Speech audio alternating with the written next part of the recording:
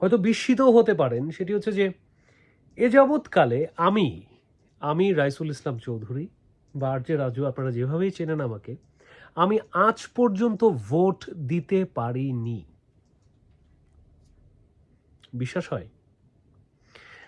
আমার বয়স কত হয়েছে অ্যাটলিস্ট এই যে চুল দাড়ির পাক দেখে তো মিনিমাম একটা ধারণা আপনাদের হয়তো বা হতে পারে, কিন্তু আপনাদেরকে আমি বলছি যে আমি আজ পর্যন্ত ভোট দিতে পারিনি। খুব ছোট করে হলেও তো আমি একটা সময় পাবলিক ফিগার ছিলাম।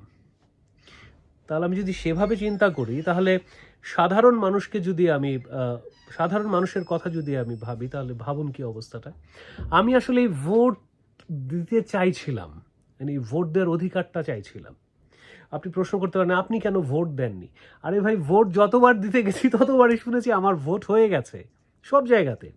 এবং শেষ পর্যন্ত বাধ্য হয়ে গতবার যখন মানে গতবার বলতে আগের ইলেকশনের যেই নাটক যাই হয়েছিল, তখন যখন ঢাকাতে আর কোনো সুযোগই নেই, তখন আহ, আমার বড় ভাই তিনি বলেছিলেন যে গ্রামে আমরা ট্রান্সফার করে নিয়ে যাই আমাদের এনআইডিগুলি।